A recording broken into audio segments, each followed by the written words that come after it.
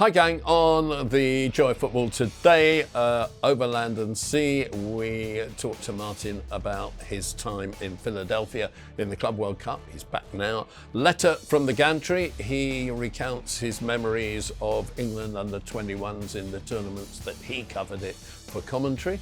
And we've got three of the best. Actually, there's a lot more than three, but you'll find that out shortly. And we'll have stoppage time again with a bit of a Neil rant in it. Don't forget, you can subscribe, you can like us, you can get involved on the Patreon to get closer to us, and you can follow us on Substack.com in the written stuff, and that is what my rant's about. The Joy of Football podcast. With me, Neil Barnett.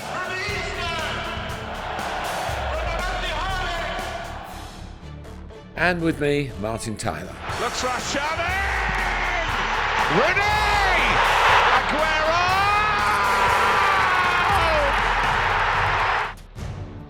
The Joy of Football.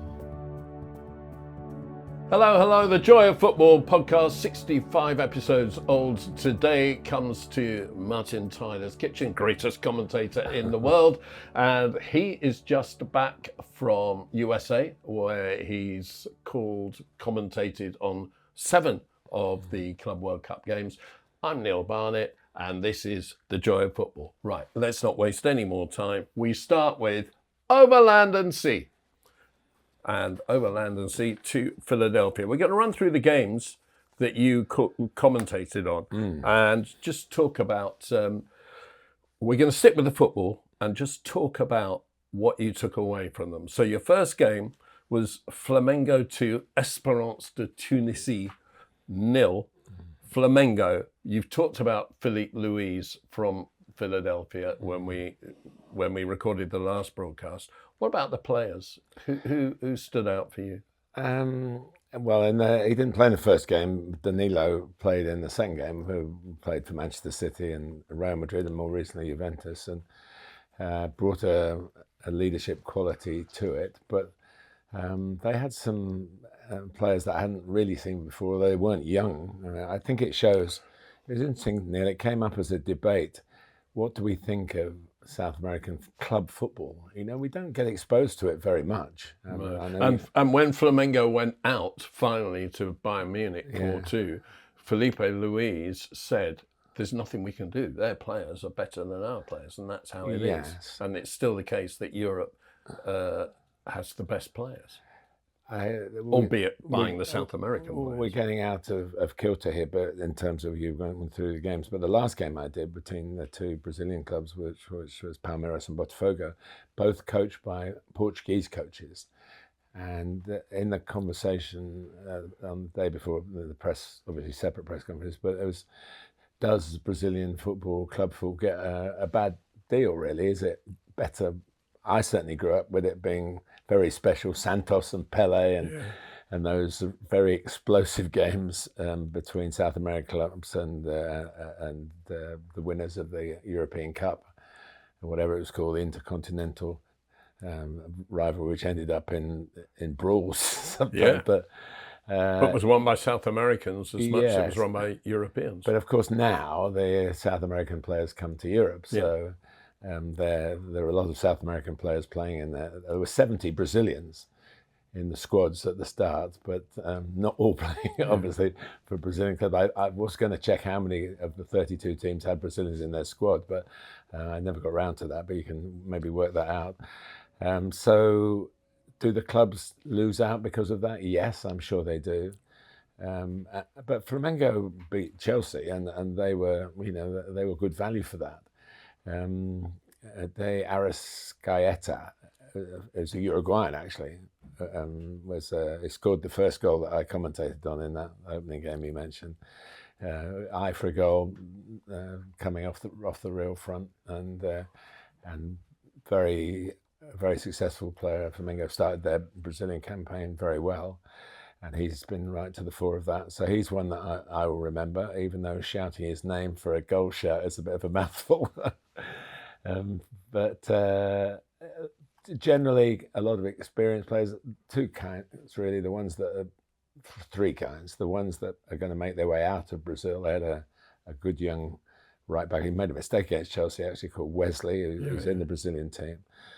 He'll probably come to Europe. Then you've got the ones who maybe will never. They're not quite, good quality, but not great.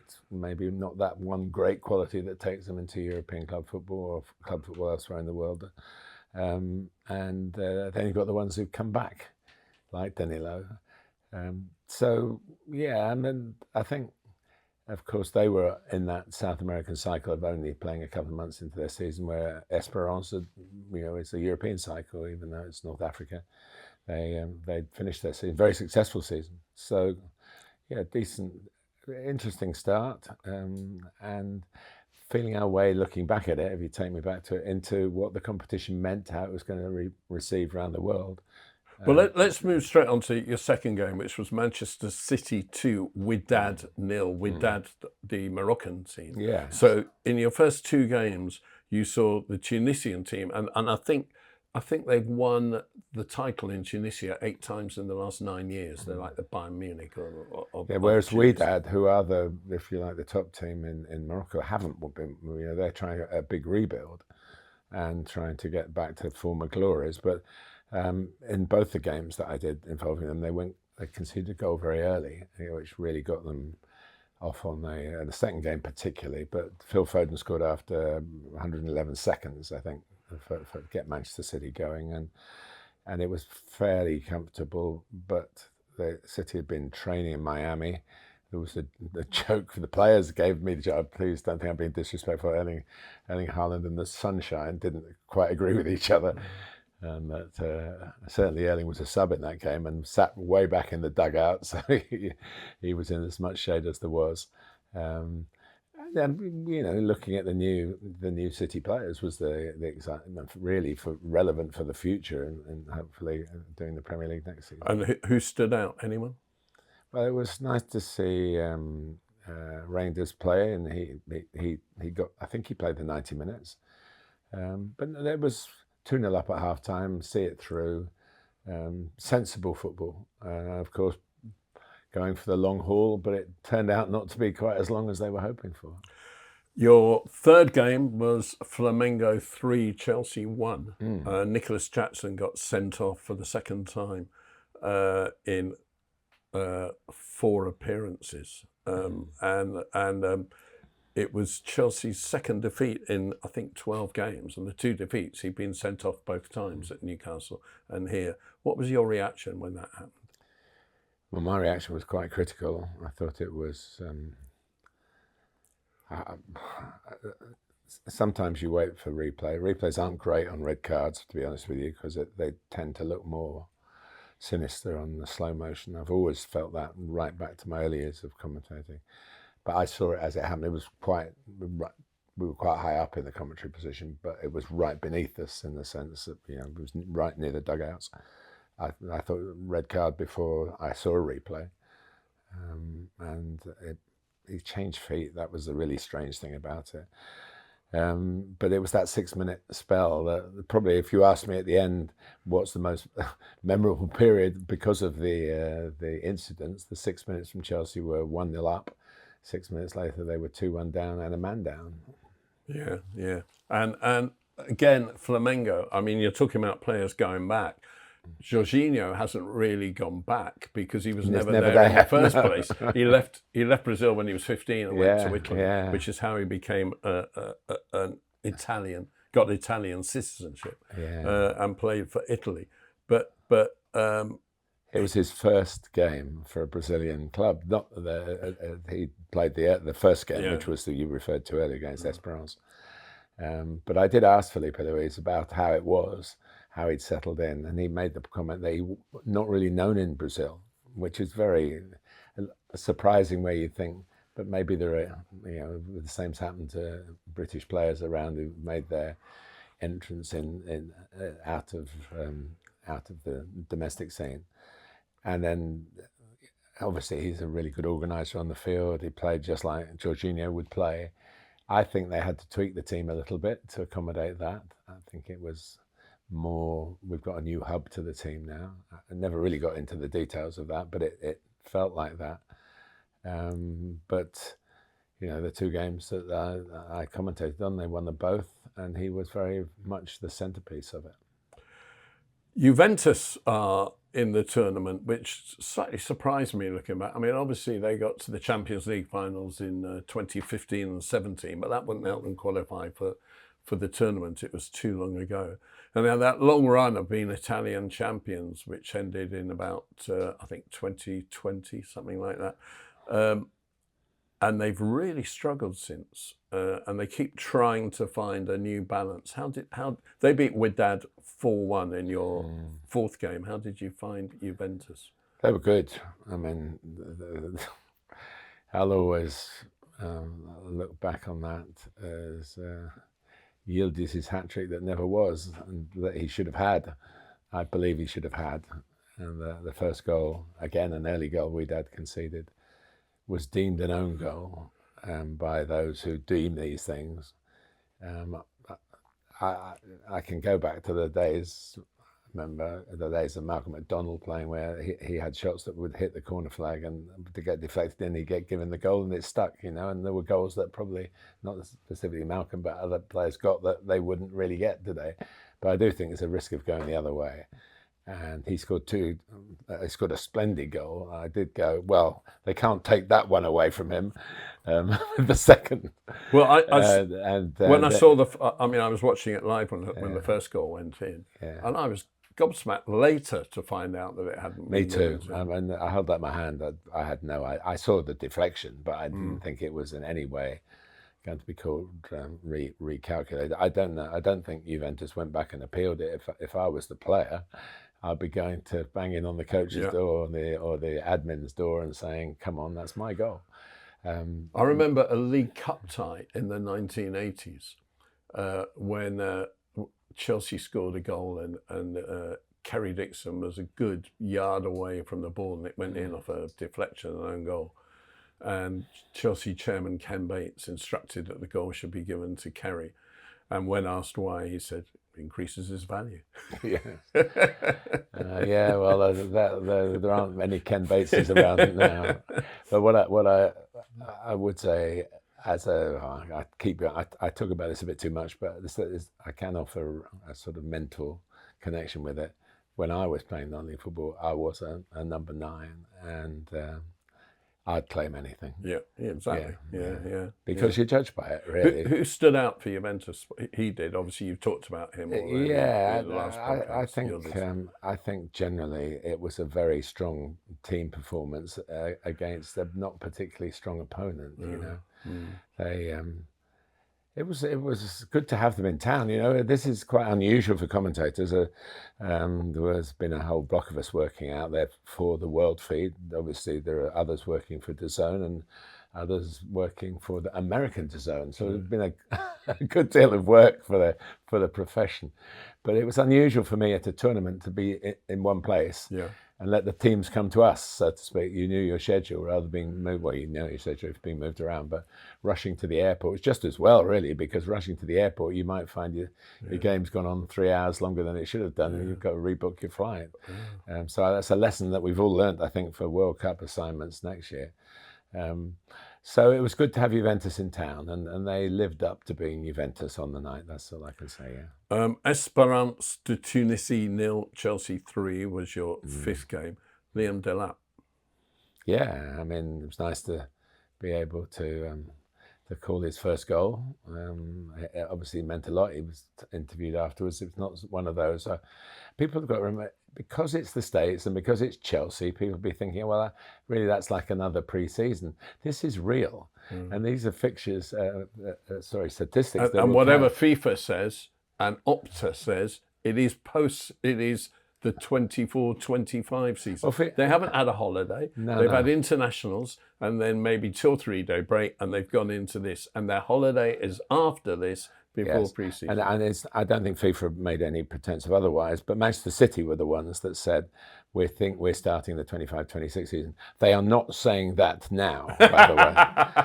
And I'm glad, if painful though it has been for City fans, I'm glad that the records will be put straight, and this will go in as the tail end of it's hard to call it, but I'm going to talk in my letter about under-21 tournaments. They were always in the summer tournament, like the one we've just the had. World Cup is always, it is. So just on that game, Neil, I thought it was a freak, and to test the Chelsea historians, 3-0, 3 goals, all of them scored added time. Stoppage So time. in the real time, regulation time, if you go, they didn't score. I tweeted that out after the game, actually. Yeah. No I said, goals in, beware of Chelsea. I said stoppage something like that. Beware of Chelsea in the later moments of each half. I just want to jump here to a tactical question. In the extreme heat, and was it extreme heat every game? No. That you attended? I wore thermals for the first game. Really? Yeah, because we were up above, not above the height of the stand, but it's a very open stadium. It's not got much cover.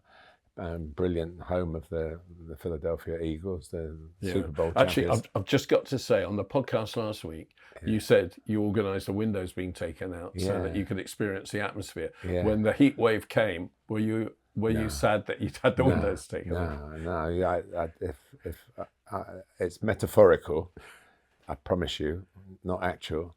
But I have a brick to throw at any windows that I come across.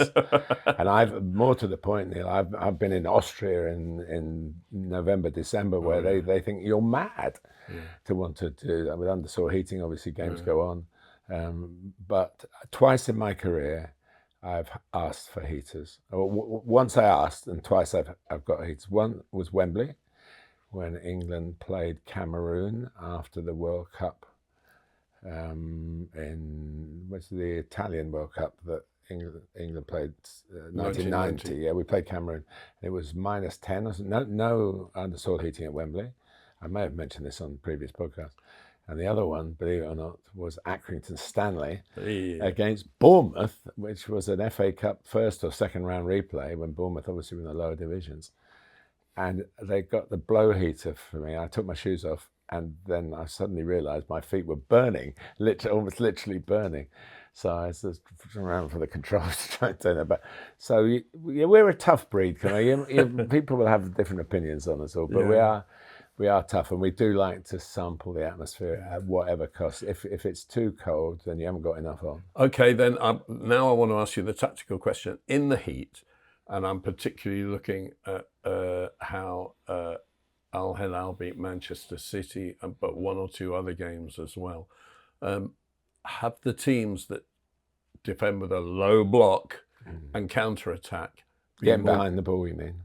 Yes. Been more comfortable than the teams that play possession football and have to chase the ball down as soon as possible when it's lost and defend with a high line?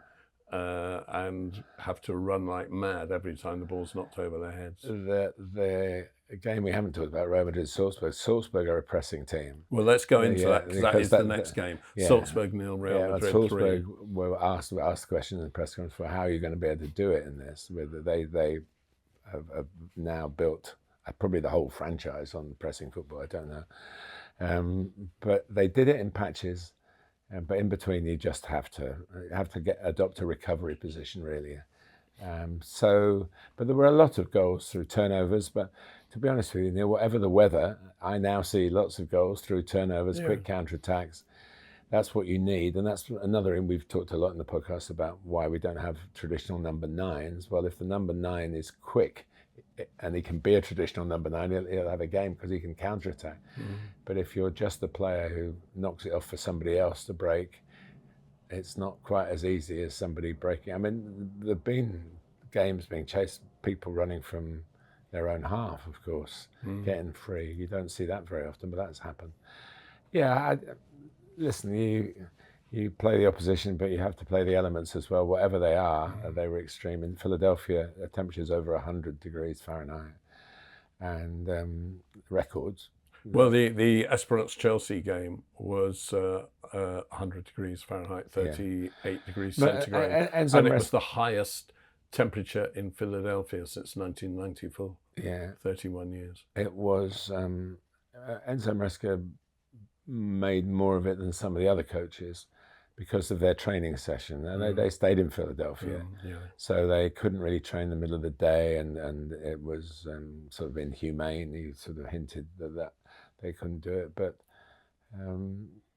there are one or two grounds. I think Atlanta's got air conditioning and a roof. I think there might be one or two more of those in the World Cup. Yeah. That is a way around it. And of course, in the 1994 World Cup, where was it? Detroit, where they played under the roof. Then was an absolutely massive story. Playing indoors in the World Cup game. Goodness me! I went to one game there. It was a great game. I think involving Switzerland. So I mean, there are ways of solving this. I always think, moaning about it is one thing. I'm not going to go at Maresca this because it was difficult for him. But you've got to find solutions. That's all the coaches. That's the biggest cliche I hear from coaching now. We have to find solutions. Well, there are different kinds of solutions for a tournament staged in the USA, but those solutions will be found because there will be tournaments staged in the USA for as long as football is being played. Well, it'll be very interesting to see how PSG finish up because they must cover more ground at high tempo than anybody else. Yeah, and they lost the game, didn't they? They lost to Botafogo. So, but they also played in a very hot game, hot day against Atletico Madrid, and they won 4-0. And Atletico, one of the teams that sort of have slipped out. We've talked about Inter going out, now Manchester City going out. Just tell me about Real Madrid because they had a season without trophies, and I still think the Mbappe move, and I'm going to talk about Mbappe later, has unbalanced them. He hasn't played at this stage in the tournament. Now, we must put this on the record that we are talking on the day that Real Madrid play. Yeah. And so all our comments are based up to the end of the group stage. And is that round of 16 Real Madrid take? Yeah. But Real Madrid, how did they look to you? Did they look a team that understood each other? Yeah, I mean, it's the third game under Xabi Alonso, so they drawn one when they should have won. Valverde had the penalty save. But again, you look at them differently. Yeah, you do, absolutely right.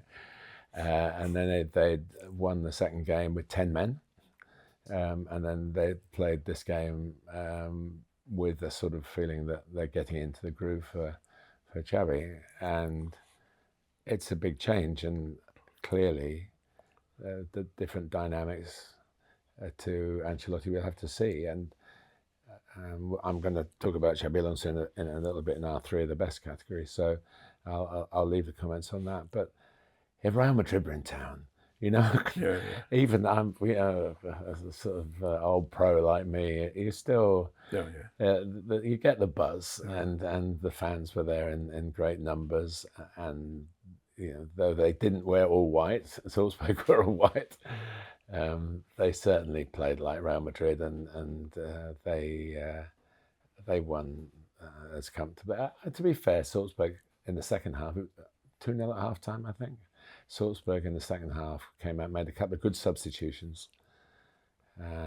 They've gone backwards there themselves. Salzburg. Well, they're Thomas Lech is their coach now. Obviously, Pep Blinders, who was there with Manchester City, didn't quite fit the slot really.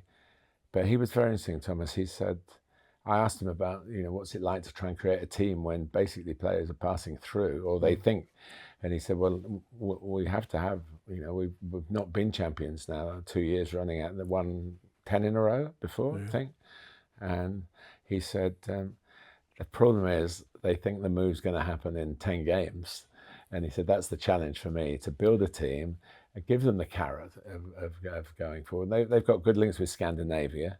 The two subs that came on were both Danes and gave Real Madrid a bit of a scare. And the third goal was very late on to sort of wrap it up. So it was interesting looking at all the clubs in those sort of situations as to whether the business angle, if you like, how much that influences what we should expect just as football watchers and what the fans should expect of their clubs, really. But I mean, Botafogo are a bit like that. That was the last game, and they've got an interesting business model now, which involves Americans and John Textor, who has been a real mentor for them, really, he's financially, but also he's very linked with the players. But they were passing through some of them. A lot of their team was signed very much in 2025, you know? And it is interesting as well that whatever you do, however much money you've got, however clever you think you are, when your greats move on, whether it's Toni Kroos and Luka Modric after carrying Benzema and Cristiano Ronaldo, whether it's Kevin De Bruyne and the after Sergio Aguero and John Stones not playing and Kyle Walker getting. When your greats move on, you're going to have a period where you have to go back to basics and start again. But when people talk about Sir Alex Ferguson, they talk about all the trophies. What they forget is how brilliant he was at recognising when it's time to move people on. The players didn't have it. Quite a few players in his time suddenly, Jaap Stam, Paul Ince, people like that, they were told that that's it. Yeah, but also it was the genius of Manchester United as was to recognise that he needed a year or two to sort it out each time. Yeah. So I remember early on, before the Glazers had real influence, having bought it, he didn't win the league. He got knocked out in the group stage of the Champions League, coming bottom, and they bought Evra and Vidic that the next January, the winter window, the next January, won the League Cup because he targeted that to get a trophy. Finished up winning the league and getting to the semi-final of the Champions League, and then the following season won the league and the Champions League, and it's that kind of, you know, there was a period where Arsenal, the Invincibles, were followed by two Mourinho with Chelsea titles, and he didn't win the league for 3 years. He was allowed, he earned the time to rebuild. There's less time now, and the Manchester United are a very good example of that. They've obviously tried to do the same thing, and it's not happening for them at the moment. But you know, as a commentator, I always say this: you look at players. What do you think of him? Well, whenever I commentated on him, he was brilliant. Or whenever I commentated on him, I couldn't see what all the fuss was about. We post postcards in our brains of what we see, and that's the same for clubs. And it's interesting. I didn't know you were going to ask me these questions, and I think you're making me think about what I did see and what I will remember. But what I will remember, I believe, is that I was very fortunate to be part of the commentary team for an inaugural competition that I believe is with us, going to be every 4 years now, and that for all the criticism, and there'll be post-tournament criticism as well, from what I'm hearing as a member of the world broadcasting feed around the world, it's been seen for what it is, which is the first time ever that the clubs have been given from around the world the opportunity to to play for a world trophy. What will happen, of course, is that the clubs that did get involved will go back and dominate because they have so much money, and we'll see how it's felt about that in 2 or 3 years. Well, they can't have so much, Neil, because of profit and sustainability. There's all these ways of, they will, you know, they're not taking the money to give it straight to the tax man, so to speak. No. But there will be some limitations on it. I just want one more question. Your final game, round of 16, Palmeiras 1, Botafogo 0, 2 Brazilian teams. And if we look at the group stage, it was the Brazilian teams that were the stars, with an extraordinary undefeated record. Were you impressed? Well, the coaches, I was very impressed with both coaches. Abel Ferreira of Palmeiras and Renato Paiva, who none of them I knew too much about, really, I'll be honest with you, but they are, if you look at their records, they're very good. One, Abel Ferreira is the younger one, and he reminded me of Jose Mourinho, obviously coming from Portugal. He had that real energy, but he took on the press. The press have been criticising Estêvão, who was a teenager who's going to Chelsea, 18. At 18. And at 18, he'd said naively, when asked, what about your move to Chelsea? Bearing in mind, Chelsea are involved in the competition. He said, it's a bit of a distraction. And the media pushed him on it. and to the point where Estêvão seemed to be being criticised. Well, we sat down for the press conferences, press conference neutral, and the first opportunity he got, Ferreira, was to absolutely lambast the press. And my eyebrows were disappearing around the back of my head. It was really quite something that you occasionally get. But in the middle of this, as I said, they'd come to us to Philadelphia and brought this with them. So he a lot of energy, a lot of passion. And Paiva's a bit like a young, he was like Arsene Wenger. He's 55, I think. Arsene Wenger was when he's 55. Thoughtful, talkative, balanced, and the opposite in a way. But they both have huge respect for each other, and they both, in their own way, said, "Be careful what sort of game you're expecting." It really sort of set me on to think this is going to be an attritional game, and it was. It wasn't, and it went to extra time. And one of the odd facts about it was that Botafogo, in their previous games, had scored only 3 goals. I think one of which beat Paris Saint-Germain, all in the first half. And that Palmeiras had scored 4 goals. One was an own goal, and the other 3 were scored in the second half and by substitutes. This time it went to the first half of extra time, but it was a sort of pointer, and the substitute Paulinho, who scored a lot of goals in Brazilian football. There's a lot of Paulinhos, not the one that played for Tottenham. And he scored a good goal. Minute deflection might have just helped him a little bit, very, very tiny deflection.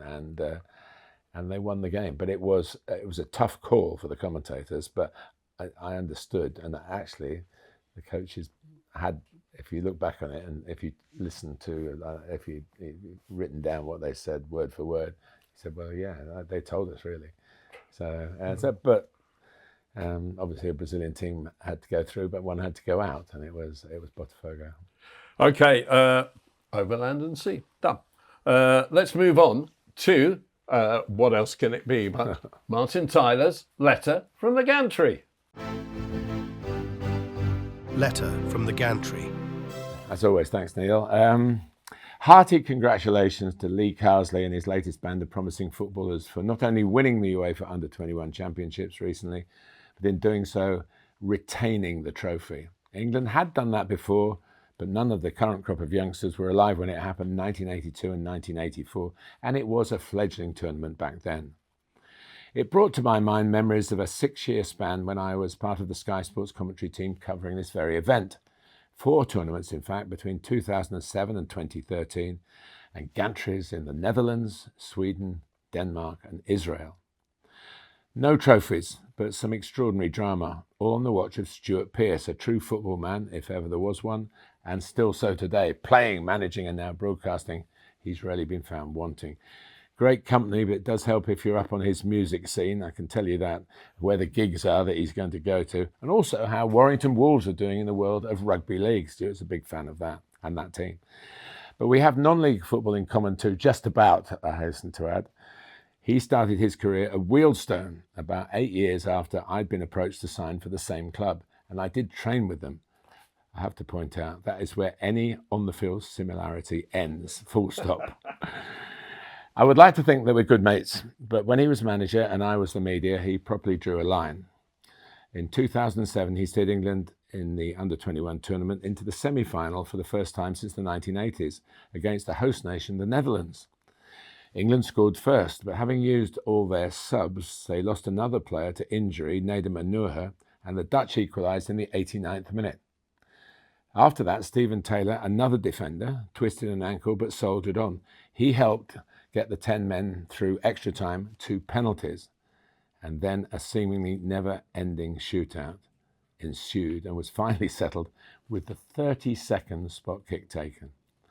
Ashley Young and James Milner, who've both played this season in the Premier League, 18 years on, remember, scored England's first 2 penalties. The second Dutch taker, Royston Drenthe, who later had spells with Everton, Reading and Sheffield Wednesday, missed their second. But that was soon cancelled out by the then Arsenal player Justin Hoyt having his penalty saved. As the shootout went on and on, goalkeeper Scott Carson converted his for England. Despite social media being in its infancy, word got around back home, some kind of grapevine, and the viewing figures revealed that this shootout spike in terms of the people watching actually happened. And we were amazed at that at the time. As England had finished with 10, only 10 players per nation were taking part in the penalty competition. But Taylor had still been on the field at the end of the match. So despite his ankle problem, he had to take his turn. Now, Foppe de Haan, the head coach of the Netherlands, seemed to be losing his head, yelling at the officials and the England staff that the stricken player had to step up. He obviously felt it was a good chance of him not scoring. From the England dugout, Stuart, Steve Wigley and physio Dave Galley met fire with fire. And I thought at the time they were trying to protect the Newcastle player, saying he's not fit to take a penalty. But I found out afterwards that England actually were responding was, we know the rules. We know he's got to take one. So basically you in the other dugout, keep your mouth shut. Taylor heroically scored. That made it 8-7 to England. Nigel Reo-Coker had also had his kick saved a couple of turns earlier. But it went to 8-all, each with 2 failures. And then we'd gone full circle. Young and Milner did the job for England again. Hoyt, to his great credit, was not fazed by his earlier miss, and England led 12-11. But then disaster. Matt Derbyshire and Anton Ferdinand, who both scored first time around, faltered with second efforts, and the Dutch won 13-12. Amazing. 2 years later, it was a penalty shootout that played a major role in England's defeat, but ironically, it was a shootout that England won. That was the semi-final 2 against the hosts then, Sweden. You know the back chat and the gamesmanship that goes on in these penalty shootouts, and England's goalkeeper Joe Hart was caught out by the referee and was booked, but it was his second caution of the tournament, so he was suspended from the final. So now Stuart had to choose between 2 untried keepers for the final against Germany. I saw at first hand how difficult a decision it was for him. He finally told me just on the day of the game that it was Scott Loach, then with Watford, who got the nod over Joe Lewis, then of Peterborough, because Scott was the older and would not be, Lewis was the older and would not be eligible for the under-21s the following season. Scott would be, and he did play more times after that. But he didn't have a very good night in the final in Malmo. But looking back at the team England faced, even Joe Hart at his very best might have struggled to keep them out. Of that German team, let me tell you this, Manuel Neuer now has 124 full caps. Mesut Özil reached 92. Mats Hummels, 78. Sami Khedira, 77. Jerome Boateng, 76. It was James Milner's 46th and final under-21 game, still the record, I believe. And there were doubts back then that he would ever step up to the full England squad. 61 full appearances for England followed. What a great pro he has been and still is. 2 years and then 4 years later, England did not get out of the group phase. Though they were on the cusp of doing that in Denmark in 2011 with a 1-0 lead against the Czech Republic. Only a few minutes to go in the game. It would have gone through, but they contrived to lose 2-1. Tommy Peckard, who by then had played briefly for Spurs and Southampton, got the winner. England's base for that tournament was a converted sanitarium. We nicknamed it Shutter Island, a Martin Scorsese horror film of the time. Maybe you remember that, and maybe it had an effect. Spain won in 2011, goals from Ander Herrera, who was to have a long stay at Old Trafford later, of course, and Thiago Alcantara, later of Liverpool. And 2 years later, in Israel, Spain retained. It was my first meeting with their coach, the convivial Julian Lopetegui. And Thiago gave us some great interviews in perfect English as well. He this time got a hat-trick in the final, a 4-2 romp of a win over Italy. And England lost all 3 games to Italy, Norway and Israel. And Stuart's time was up. But for him and for me, it had been a great adventure. And it was brilliant again this summer. I still would not be totally surprised if Lee Carsley finishes up taking England to the World Cup in a year's time if it doesn't work out for Thomas Tuchel, which it hasn't yet, and it needs to. And if it doesn't work out, even in the World Cup, he's a prime candidate to take over at the end of Thomas's contract if he does the full distance. And why we shouldn't be pessimistic about it at the moment. Come on, Thomas. But I'm really pleased for Lee Carsley because I've mentioned this, I think in a previous letter. He's such a down-to-earth bloke. And when I was coaching at Hampton Richmond, we played a Brentford team. And it was obviously, I think, maybe what they called their B team. And I think they still have that system. And he drove the players in the minibus a short distance from Brentford to Hampton's ground, to just the north side of the River Thames, and to see him driving in, no international footballer, Premier League footballer, that he got his hands dirty.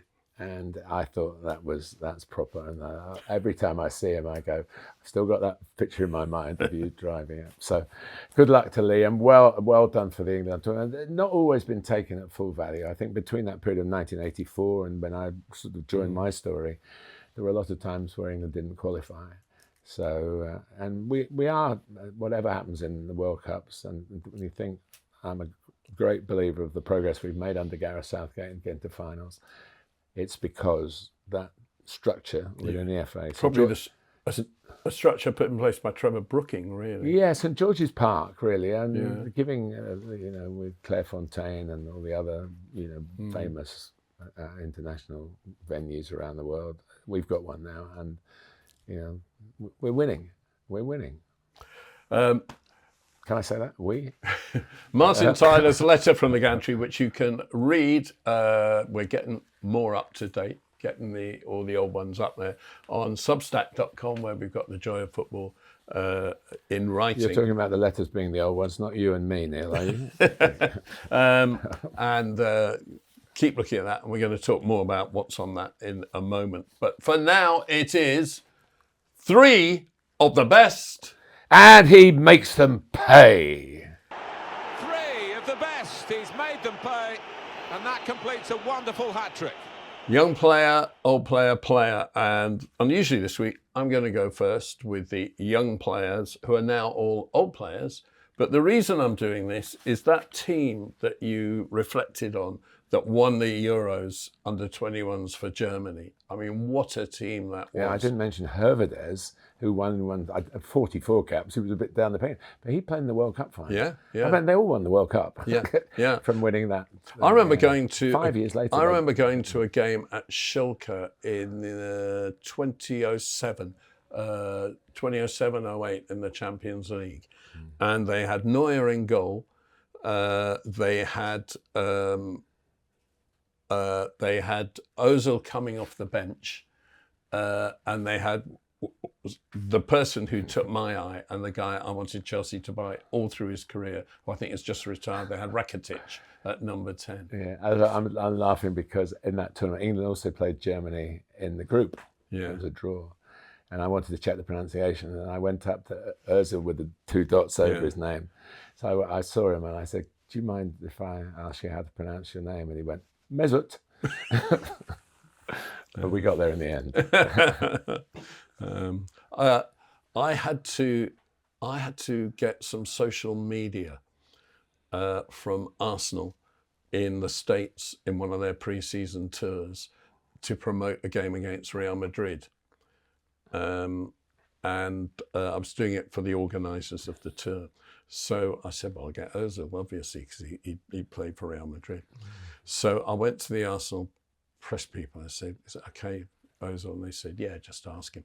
And I asked him as he came out, and I had this phone for him to speak into the phone.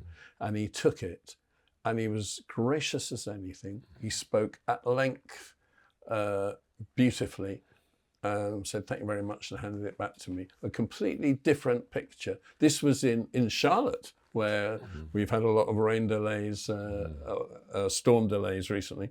But he was as gracious as anything and couldn't have been Nice more to hear. helpful. Nice story. Right.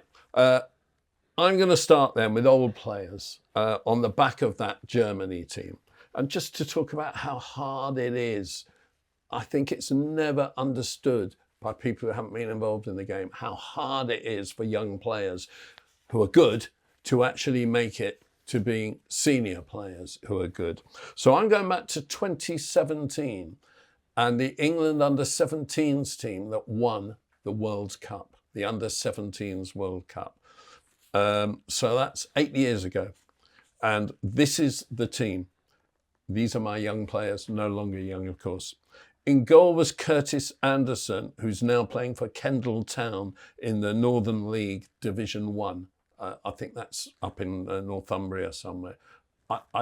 Cumbria, maybe. Yeah, Cumbria. I've got to admit, I'd never Kendal mint cakes. Have you never had Yeah, them? yeah. I watched the game. I watched the game in Bournemouth before a Bournemouth-Chelsea game in a pub. I don't remember Curtis Anderson, but I mean, this is the joy of football. Absolute top notch to him for still being involved in the game, even though it's not at the level perhaps that he'd hoped. There was a back three of Mark Gahey, well, we all know where he is, Joel Latabaudiere, who, again, sorry, Joel, nothing personal, I didn't know you. He was on the bench for Coventry when they went out of the playoffs to Sunderland and didn't get on. He's been at Coventry a little while. I think he was at Swansea before then. At Manchester City, I think. Did he come from Manchester City? It's been a hard road. He's playing at a good level, to be fair. And left of the back three, Jonathan Panzo, who I think was a Chelsea youngster then, who walked out and went to Monaco, I think, in the search for a path to the top, and is now at Nottingham Forest, but he hasn't actually broken into any team at Nottingham Forest and has done 2 or 3 loans last season to Rio Ave in Portugal. So a struggle again. Do we mean this season? Yeah. Well, I'm in post-season, so I've got last season and next season. I'm still in this season. Right, yeah. So it was 3 at the back, 4 in midfield. Steven Sessegnon, the younger brother of Ryan, he's at Wigan now. He came through at Fulham as well. He's playing at Wigan. Morgan Gibbs-White, who we know about, of course, another Nottingham Forest player, interestingly now. Are they twins, the Sessegnons? I think they might be. Yeah. I think they might be. Yeah. Maybe Michael could just look that up for a second. I'm pretty sure you could. Gibbs-White. He might be the younger brother by 5 minutes. Gibbs-White was replaced by, substituted by Nia Kirby, who is now playing for AFC Croydon Athletic in the Isthmian League South, and you know a bit about him. Yeah, he was at Crystal Palace for too long. He stayed there hoping to make a breakthrough, I think, in various non-league clubs. The coaching staff, we tried to get him on loan to come and play some games. I think he then, he realised that perhaps he'd left it a bit late, and he went to Oxford City when they went into the National League in the season. We were at Dartford. We finished second to them, actually, in the National League South. But we lost in the playoff because only one went up, and that was Oxford City. And I saw him play there at Woking, actually. Yeah, we're getting confirmation of the twins. But he's now at AFC Croydon, which is the project of various people, including Wilfried Zaha and Stormzy. Stormzy, yes, Wilfried Zaha's in the United States, isn't he? And Storms are in the United States, but Stormzy might not be. It's AFC Croydon Athletic because Croydon Athletic went bust. Oh yes, yeah. There have been so many attempts to get a Croydon team up and running, and this is the latest one. And now he'd be playing below the level where he could play, I think. But I think he would probably have a role. There's a lot of Crystal Palace-ness about it. So I wouldn't be surprised if he's got a senior role on the field as well. So, but it is an example of when you get the chance to go and you look down and think, oh, I'm a Palace player, should I go down to, we were asking for the National League South, I think. And some come, and some don't, and it's obviously a personal choice. The agents sometimes get in the way, but I do think those who've been out on loan usually find that they're very surprised at the quality of the football that they. I think it's brilliant. Full credit to Noah Kirby. The other central midfielder was George McEachran, brother of the more famous, I suppose, Josh McEachran. George also coming through at Chelsea at the time. He never got anywhere near the first team, I'm afraid, at Chelsea. He may have had a couple of unused substitute appearances, but in League Cup ties or something. But this season, just finishing, according to you. Well, their fixtures are finished. Yeah, he was Player of the Year at Grimsby. He was replaced by Conor Gallagher, who was probably a year younger and who obviously is at Atletico Madrid now. Here's another one I didn't really know, playing on the left wing back, Tashan Oakley Booth, who is now at Dunfermline Athletic. But it's a good pathway, Scotland, to get players first team football. I mean, it's not demeaning the Scottish standards at all, but obviously lots and lots of Scottish players still come down to England to apply their trade.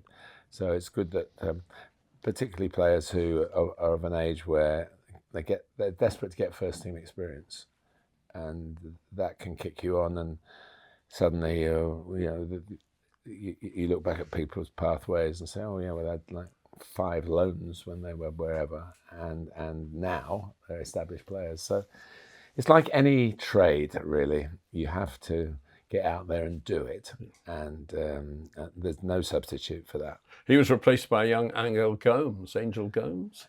Angel Gomez, Yeah. who's now at Marseille, of course, and will be in the Champions League next season. And has played for England. Yeah. And actually was part of the under-21s who won the Euros 2 years ago. Yeah. And then the front three, Phil Foden, who got man of the match, scoring 2 goals. Whatever happened to him? Ryan Brewster, who just has struggled in first team He was at Liverpool, football. Wasn't he? And now Sheffield United, and he's had a really tough time with injuries, and there's still a player in there, I'm absolutely sure. He's made over 100 appearances, obviously quite a few off the bench, and he's only scored 8 goals in the league for them. But you need to if you're occasional, for whatever reason, selection, or as I say in Ryan's case, I think injuries have played a part as well. I think, and now that Man City have gone out, I think Phil Foden has got 99 goals. He scored 2 in the tournament. First class football. Yeah, for a club, for club. City. Yeah. Oh. He's 24, 5. Yeah. A midfield player. I mean, he is like an attacking midfield player, of course. But I just think that's brilliant, and I think to do that in a team where you're not, they aren't looking to you to score the goals. It's not as though, like if Erling Haaland doesn't score a goal, people will be going, oh, well, he's played 3 games, he hasn't scored. My goodness, what's going on? That's a crisis. But no one's ever said that about Phil. He just ticks over. He was very good after the game you mentioned that he scored in Philadelphia. He was very good about how his season up to that point had been a disappointing one, and he's a special talent, and he's probably, if we look through everybody, he's the standout achiever. Mark Gay's obviously done very well more recently. And Conor Gallagher's got in the England squad, and Angel Gomez has played. Morgan Gibbs-White. And we've got one more to talk about, who is very interesting. I'm very interested to hear what you feel, because Callum Hudson Odoi was on the left wing. We've both known him in different ways. His older brother, Bradley, played for the manager that I worked with at Hampton, Richmond, and at Woking, and Callum used to come and watch.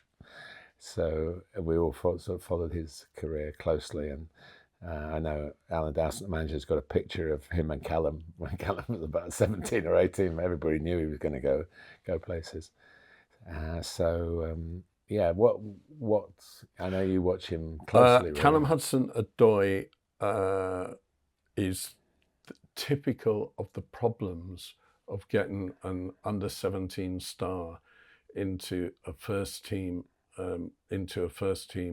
regular environment. He played on the left wing there. He hardly ever played on the left wing for Chelsea when he got into the first team. That was his preferred position. That was his best position. And that's where he's shone for Nottingham Forest since he's gone there. But at Chelsea, he was used on the right wing. He was used as a right wing back by Thomas Tuchel. And he had only one spell of 6 games consecutively on the left wing, which was under... which manager, I've forgotten which manager, might have been Tuchel actually, in which he was outstanding until the last game. And the first game, he had a bad game. He got dropped because he was still the kid from out of the youth team. And I thought he had a really hard road, but it is hard to get to a big club. Foden's had this. You talk about the success that Foden's had, but he's had a lot of heartache when he's not been selected. And Hudson Odoi was doing okay, not great, okay, not getting to play where he wanted to play, and then he ruptured his Achilles, and it took him a year and a half to get back to any form from that, and he'd gone down the pecking order, and he didn't regain a good fitness, and in the end he was sold to Nottingham Forest for £3 million. What I will say is, when Chelsea signed Pedro Neto, basically to replace him, for £60 million, Hudson Odoi still had a better Premier League record. I'm Neto. just thinking while you're talking, I think Phil Foden might have 100 goals now. Michael's going to look it up for me. Because he scored in the Al Hilal game, didn't he? Yeah. He did. Yeah. So that's only we've woken up to that, really. I still think Callum might go to the World Cup if he has a good season with Forest again this season. Yeah, 100. I readdress Phil Foden and congratulate him on getting his 100th goal against Al Hilal, not in circumstances that he would necessarily be celebrating, but what an achievement that is. And as you say, he's not always been in the team. No. And I just think, for me, the ability to score goals, win games, it's so essential. You know, there's a lot of talk about, I think there's a lot of frothy talk about the rest of the game. Goals are what matter. And if you've got somebody who you can rely on any part of the pitch, if you've got the centre-back who comes up and wins the ball in the penalty area and scores goals like Steve Bruce used to do, and if you've got a midfield player who's deadly when he gets the chance, and which is what Foden basically is, and then you've got your out and out people who live and die by scoring goals, your Alan Shearers, if you like. So for me, as a broadcaster, I think maybe everybody does it the same way, but I've got the teams in right now. Well, who's if they're going to win, who's most likely to score, and that's where the stats are good. Yeah. And how they play, and that's why I think, I'll come on to this in a minute, supporters get so frustrated when possession is more important than penetration. Yeah. We performed well, but we didn't score. Well, you didn't perform well. No, the corollary, the other argument to that is that we played badly and did score. And if you keep playing badly, you won't keep scoring. No, that's fair. The problem. And you've got more chance of scoring if you have the ball. If you're playing. I accept all that. Yeah. But it's too much. Let's move on. Your young player. Yes, well, I'm going to go again with the asterisk against it that this is before Real Madrid play. Gonzalo Garcia, who is not a kid. He's 21. But he's played in this tournament because Kylian Mbappe's had the gastroenteritis, and these young players for Real Madrid often get 10 or 15 substitute appearances and then get moved on to kept on with the big boys. But he's made a big case for it. He scored a couple of goals. He had an assist. He scored a goal in the game that I commentated on very adroitly. Got played through the transition goal. And clipped it past the goalkeeper with accuracy and quality and a little bit of power in the shot. It was a very good goal. Less pressure on him. They were 2-0 up, but I think he's pushing to get into the group for the. Xabi Alonso wouldn't be drawn on it really, because he obviously is just finding out about everybody really. But I think he's got a chance. Leeds have bid for him, I understand. Sunderland have bid for him, and they're talking 20 million euros. Really, I think they get a very good player for that. Or they might take on loan with a obligation to buy. Yeah. Not an option to buy, an obligation to buy. I think that Real Madrid will want something like that. They've got to balance their books as well, and imagine what their wage bill is. But it's my interest in central strikers, but he can play either flank as well. And he wasn't a prolific goal scorer. But this season in one of their junior, whether it's Castilla or one of the other teams, he scored over 30 and has shown himself capable, and now he's scoring goals in the first team. He's also doing a 5-year off-the-field business degree. So he's obviously bright, and not just in the football sense. So he's got, looks at they had a new mix zone. In our listeners and viewers won't necessarily know this, but after games are over, and particularly in these big tournaments, and you're a star of the mix zone, Neil goes down and grabs all sorts of things. The players walk through. They don't have to stop and talk, but often they do. And grateful that they can do that, and we're grateful they can do it. But at this tournament, they've had 3 separate stages, and it's been quite controversial as to whether it works better. And for some players, suddenly you're put up on a platform, and it's not a casual walk-through chat after the game, and you're really doing your own press conference. But Gonzalo did one before a game, actually, and he came forward and talked to people, looked them in the eye. So I think he's got a lot of personality. And so, yeah, he's my young player.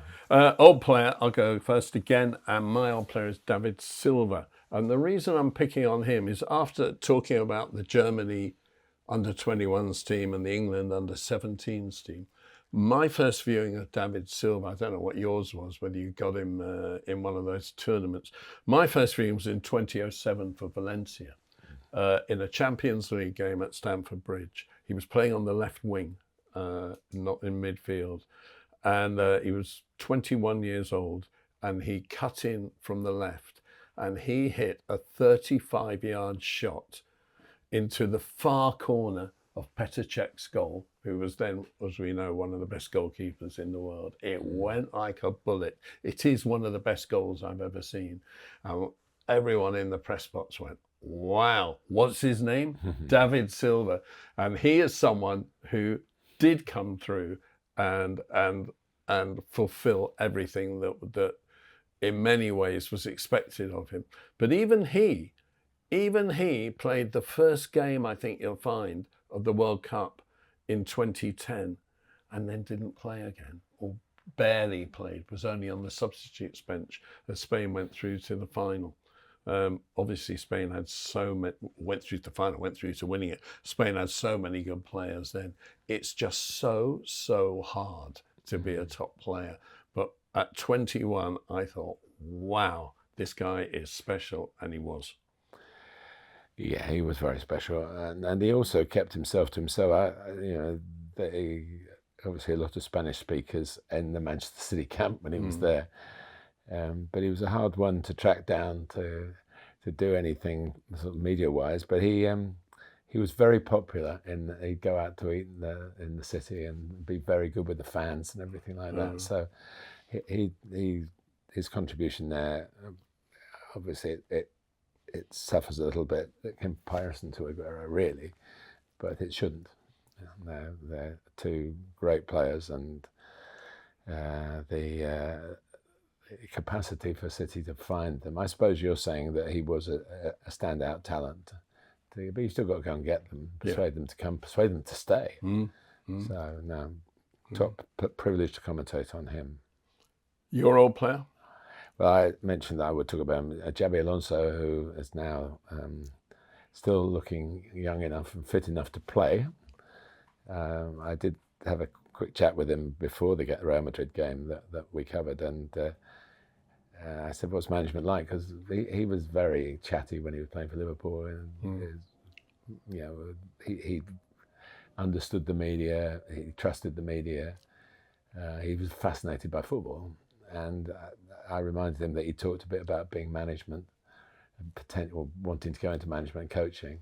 So these several years on since I'd last had the conversation, I said, how have you found it, really? Simple question. And he said, well, it's not the same as playing. Playing's the best. And but I said, Xabi, you're doing things different here because you look younger now than when you were playing. Management's supposed to age you. And he did. He's been very involved in the training. Obviously, Carlo Ancelotti had taken a backward step in that regard, and one of his own sons, Davide, would be doing So I think they're getting used to having somebody who's in amongst it, probably still one of the better players. So if you had to do a computer program or an AI version of what you need to be a manager of Real Madrid these days, I think that they would come up, the artificial intelligence would come up with somebody like Xabi Alonso. He really looked the part, and I wish him well. He's an engaging man, but he's got a tough streak to him, of course. He showed that in an outstanding playing career, over 100 caps for Spain, I think, and now I think he's going to be an outstanding coach. Bayer Leverkusen obviously was a great beginning for him in terms of first team football. So he's my old player. It was a delight to see him. My player this week. My player is someone who hasn't played as we talk in the tournament. He may well play his first game later today. Kylian Mbappe. Why have I chosen Mbappe? Because I think for some years Mbappe has been the best player in the world, because I thought it was a really stupid move of him to go to Real Madrid, where the second best player in the world plays in his position, Vinicius. I don't think because you're a great winger or a great second forward, you become a great centre forward. And I think it was all going to end in a team without balance, which is what happened, except that the statistics say otherwise. And Mbappe, in his disappointing first season at Real Madrid, in La Liga, scored 31 goals in 34 games. And overall, as I speak, has scored 43 goals in his first season at Real Madrid. 43 goals. And those are the kind of figures. Cristiano Ronaldo was nowhere near that in his first season, and came in for a lot of grief, if you remember, in his first couple of years, that he didn't turn up in the big games. Then he went off and won them all on his own, of course. But Mbappe has turned up and got 43 goals in his first season. Unbelievable figures. I think it's only the second best in La Liga for a first season player at Real Madrid ever, when you think of some of the players that they've had. So, yeah, I mean, we forget that he's been surrounded by so many controversies, really, around Paris. There was I think a court case settled in his favour during the time I was out there, where he got back pay that. Oh, he got it, did he? I think he's got it. The royalty money. Yeah, that kind of stuff. So that's they can afford it. Yeah, they can, but it's not nice to be involved, especially when that's your club and you've left under those circumstances. So there are a lot of reasons to look at it under the microscope a bit more than actually what's he done. Oh, well, he scored a goal, well, they've won the game, and that's what he's there to do. But the stats are astonishing, and if they've still got him up their sleeves, Real Madrid, which we think they have, then we might be talking about him again next week. Your player this week? Yeah, I went to, I had to go up north yesterday, the first day I was back from Philadelphia, and I went through King's Cross, and walking the tunnel from the tube to the overground station, the main station, there is a fantastic poster exhibition about the England Lionesses. It's brilliant, and it's not got any, as far as I can see, any great commercial attachment to it. There certainly didn't leap out as somebody was sponsoring this. It was the 3 or 4, I think 4 of the team were poster girls, really. And Leah Williamson was one of them, and I do feel we should now be looking ahead to another tournament that I guess is still within this season, which is the Women's Euros, and of course the title for England to defend. And Leah Williamson is the captain, and she's also won. I don't think she's captain at Arsenal, but they won the Champions League against all the odds, didn't they? It was against Barcelona. It was a brilliant club achievement. And she's had an ACL problem like a lot of the top girl footballers. So she's got a lot of fighting spirit. She's a real leader. She knows how to handle a microphone, you know. I'm sure she says the right things at the right time in the dressing room. So it's an excuse really to wish the England women well, and the Welsh women too, of course, have qualified as well, haven't they? So I'm really looking forward to being able to take some of this in and see how it goes, because the publicity there, it really took me by surprise. It shouldn't have done, but there we are. You know, this is the rush hour, and people are walking through, and that's really in their faces. That's something that for women's football they could have only dreamed about in most of my lifetime. It would never have come anywhere near this kind of publicity. So puts a bit of pressure on. Defending champions, World Cup finalists, there's a lot to live up to. But they put away that 7-0 friendly win the last game, didn't they? It showed the signs might be good. We'll see. Yep, good luck to them. That's it for this week, except for Stoppage Time.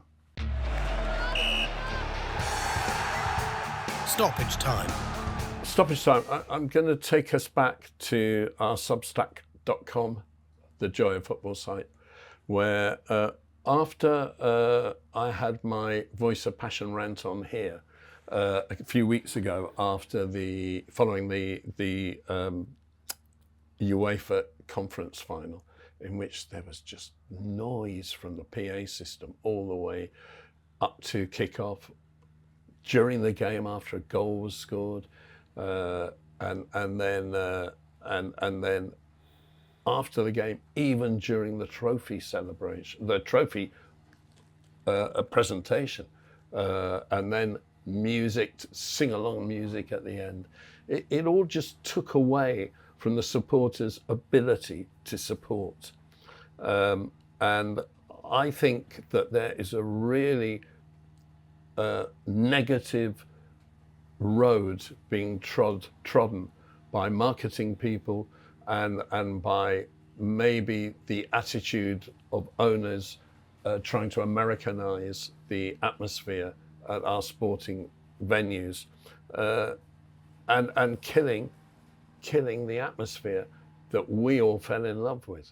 And I think there's a real problem with, if you like, making the tourist more welcome than the legacy supporter, and there is very little opportunity outside of the 90 minutes to show your support.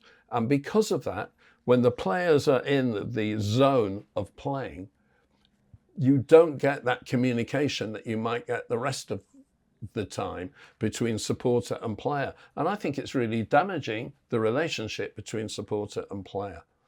Well, why are the supporters in the bars until 10 minutes before kickoff? Well, because why? I mean, because well, when I started commentating, it was here they're all in. There's still an hour but to that go, was- and they're all in and they're singing for the team and they're yeah, backing but the team's warm-up. still out there then. So, But they're still being, backing. yeah, but that was because it was terracing. And because you had to get your place in order to be where you wanted to be, and that's when I'm not saying it's a That's when bad thing, but it's a fact of life. yeah, no? but you don't need you look that around the doesn't ground- alter the 10 minutes up to kickoff when people go into their seats, where they could be, as the players come out 5 minutes before kickoff for the actual game, where they come out and they should be singing their names and they should be taking on the opposition supporters and being louder, and none of that happens anymore. It's songs and tunes and music to kick off, and then it all stops on kickoff and the whole thing goes bloody dead.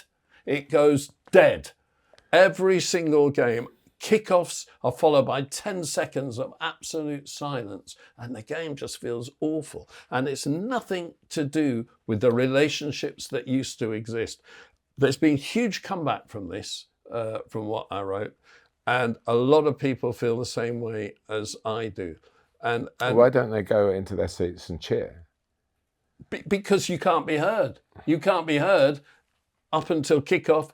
During the game, even when the team scores, in a lot of places there's music, and at half time it's as if there is a television presentation going on, which you cannot do in a stadium. It just kills the So atmosphere. you're talking about a missing 5 minutes. That's what you're talking about, missing 5 minutes, because they're not there before then. No. You're only saying when the players are Yeah. in the tunnel, which Yeah. might be 7 minutes. Yeah. But But that is essential to building the tension of the game and the atmosphere I've of the been game. meaning to ask you this. Did you ever do get the crowd involved? Did you? And the team news and so in goal, Petter. Oh yeah, I tried it. Died a death. I couldn't. What you get in Europe, where the crowds say the surname of English Not interested. Not interested. I could get it for Hazard. That was all. What about when a goal was scored? And the score of the first Chelsea goal is Didier. Well, I didn't do that. I didn't do that. I only did pre-match, half-time. But I hear a lot of that, and the crowd do. They come back in with it. They did with Eden Hazard. Well, I just want to balance up the Neil. I respect your view because it's your kind of patch, but and from the commentator's point of view, it's dreadful. The sound systems are right above us. You can hardly hear yourself speak until the game kicks off. But I have to say, the Juventus pre-match song is fantastic. The Real Madrid, Hala Madrid, that's fantastic. The Bayern Munich song, Stars of the South, is fantastic. And so why aren't they singing Blue is the Colour at this time? Why don't they get them to do that? Then you're getting the music and you're getting the passion. Yeah. Why not? It's a bit of a sing-along and it's not a perfect pre-football song. I do think that. But also, I think You'll Never Walk Alone always worked up until the team coming out. And then when the team comes out, they didn't, in years gone by, they didn't play it then. They let the cop and the supporters chant the players' names and everything. There was a real relationship building up to kick-off, and then you got behind the team. It still is at Anfield. And I don't. But it's still better it's better than most clubs. I'm always under orders to let it finish. On the commentary, yeah. Yeah. And that takes you really to maybe the team graphics then, whatever. But I think that's still strong. I whether it's to do with whether it's to do with tourists or whether it's to do with control. It's to do with control. It's to do with big screens, loud, long monologues about what you can buy and what you can invest in. What's happened in the FIFA Club World Cup? I know you don't like this either, but every player's had an introduction, so you can cheer every player. Yeah, but it's fallen. Well, that's the other end of the scale, maybe. It's just deathly. It's a tribal game. You want the teams coming out like gladiators together, not one by one, and then standing around. The fitness coaches must be going balmy when that goes on. It's an absolutely dreadful idea. It's more marketing crap. Just let the two gladiator teams come out together to do battle with the two gladiator sets of supporters doing battle and then go.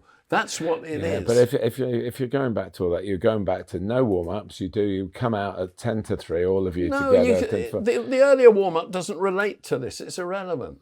Well, they can use but there's no one watching the early warm-up because they're all drinking Tottenham with a 2.5 second pull for the pint must be the most wonderful thing for people pre-game. Yeah, where you can in a big crowd. Most people don't want to see the warm-ups. That's fair enough. You don't need any support that's given them will dilute anyway in the time between going up to kickoff. It's right. The game needs to belong to the supporters. I'm going to put a challenge down to you for the next podcast, right? I want you to do a running order for the 10 minutes. So you can choose how many minutes before the kickoff. I want you to do a running order of what you want so that we can... Very simple. Before the teams come out, the teams to be given, and then when the teams come out, everybody to shut up. And not the fans. Just the supporters allowed to create the atmosphere. Supporters create the atmosphere organically. Everyone who tries to load it up with music and with big screens and videos. You've lost the terracing. You've lost those swaying things. Even you go to a corporate a season ticket at Chelsea. Yeah, I still see. But you're part of the modern day as a customer. Because those are the only seats where you can actually get a good view. That's why I wouldn't do it otherwise. Chelsea? Yeah. old-fashioned stadium. Wow. Yeah, I thought the press box had a good view. Too oh, low. sorry, no. Too low. And I'm not welcome. Well, And I don't want to be there. You do. Don't say that. I'm trying to get you there. Not at Chelsea. So it's had a big response, what I wrote. I would say from very like-minded, I want a breakdown of the age of these people that have responded. I want a breakdown of the club they support. Yeah, well, I Do the Liverpool fans? We've got Liverpool fans, I hope, watching this thing. Let us know via the means so you can communicate with us whether you agree with Neil or not, because I still think going to Anfield is a hold your breath time with the hairs on the back of your neck and all that stuff when they come out of Anfield. He's just said that because I haven't got any hairs on the back of my head. I haven't got many. That's it for this week. Thank you for listening, watching. From Martin and me. Thank you, and see you next time. Thank you for listening to the end. Another podcast over. I've just got to ask you, what did you miss most from your Surrey home while you were away? Or from my Surrey down the road cafe, a decent cup of coffee.